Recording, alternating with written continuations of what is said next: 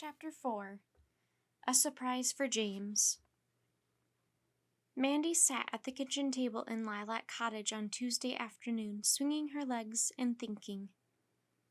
"And how is little Jack Gardner doing at school?" asked Mandy's grandma. "How did you know I was thinking about Jack?" Mandy said. Grandma's eyes twinkled. "Magic," she said. Mandy grinned, then she looked serious. "I tried to cheer him up," she said, "but he just doesn't seem to want to like Welford." "What about getting him another pet?" said Grandma. Mandy shook her head. "He doesn't want to hear about it," she said. "Perhaps it's too soon," said Grandma. "Maybe," Mandy said doubtfully. "But don't you think if he had a pet to look after, he would feel so much better?" Grandma smiled. "I'm sure you're right," she said. "Now cheer up and drink your orange juice. I've got work to do in the garage, and you can help me." Mandy raised her glass to her mouth and finished her drink.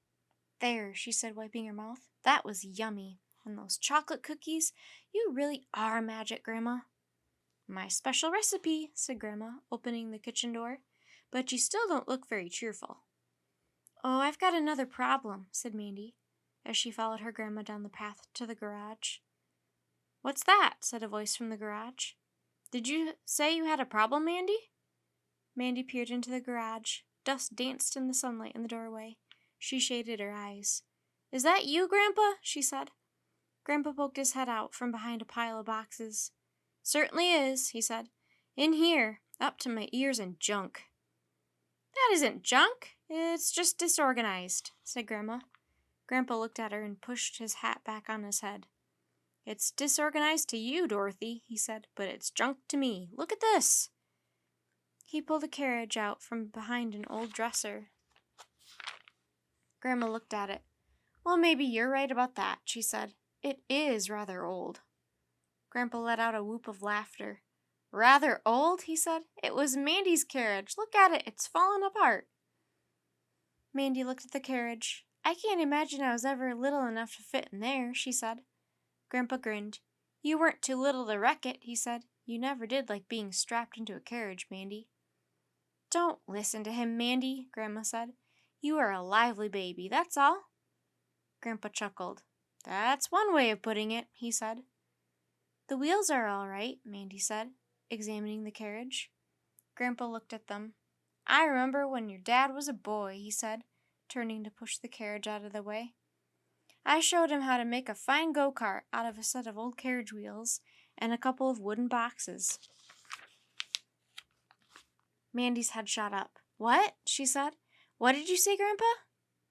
Grandpa looked at her in surprise. "What's the matter?" he said. Mandy was nearly dancing with excitement. "Could you do it again?" she said. "Could you make another go-kart?" Grandpa scratched his head. "I believe I could," he said, looking puzzled. "I didn't know you wanted a go-kart." Mandy shook her head. "Not for me," she said. "For James." And she told Grandma and Grandpa all about the go-kart race. Grandpa smiled when she finished. "Tell you what," he said. "You and James collect all the things we need, and I'll help you make the best go-kart in Welford." "What kinds of things do you need?" asked Mandy. Grandpa thought for a moment. "A couple of strong wooden boxes," he said. "Or, better still, some fresh wood. I've got sandpaper, but we need some paint. We've got the wheels," he looked at Mandy's old carriage, "and I think we could use the bottom of the carriage to make the base. It's a good solid one. I might even be able to fit the brake to the go-kart." "What about my old bike?" said Mandy. "It's got brakes." That might do," said Grandpa. "Then all we need is a guide rope. It's amazing what you can make out of a few bits and pieces. I used to build some great go-karts when I was a boy." "And you'll help James?" said Mandy. Grandpa laughed. "I'd love to," he said. "It'll be just like old times. I can hardly wait for the two of you to collect the stuff." Mandy shook her head. "Oh, I'll collect all the stuff myself," she said. "I want it to be a surprise for James. Just wait until I present him with everything he needs. What do you think he'll say?" She looked at her Grandma and Grandpa. "You know what?" she said. "You're both magic." She grinned up at Grandma and Grandpa. That was one of her problems solved. Now all she had to do was solve the other one. Mandy was so deep in thought as she cycled past Hobart's corner that she didn't notice the small figure sitting on the garden wall. Wood, rope, paint, she muttered to herself. Hello, said Jack. Mandy looked up surprised. Oh, hello, Jack, she said, coming to a stop. I didn't see you there. You were talking to yourself, said Jack. Mandy smiled at him. This was the first time he had spoken to her. Can you keep a secret? She asked. Jack's eyes lit up with interest for a moment. What kind of secret? He said. The surprise kind, she said, and she told him about the go-kart for James. That sounds great, said Jack, his eyes shining. Mandy was amazed. For the first time, she saw him happy. He looked like a different person. So now I'm going to go around the village collecting everything I need, she said. Where are you going to look? Said Jack. Mandy thought for a moment. I can get wood from Amy Fenton's dad at the lumber yard, she said. Then I thought I might try Laura's dad's for nails. He was making a nesting box for Fluffy last week, so he must have some. Fluffy? Said Jack. One of Laura's rabbits, said Mandy. She must have told you about Fluffy. She's going to have babies soon. Jack nodded. Yes, she did, he said, kicking at the garden wall. Mandy stopped, as an idea suddenly occurred to her. All of the people she planned to visit had pets. She looked at Jack.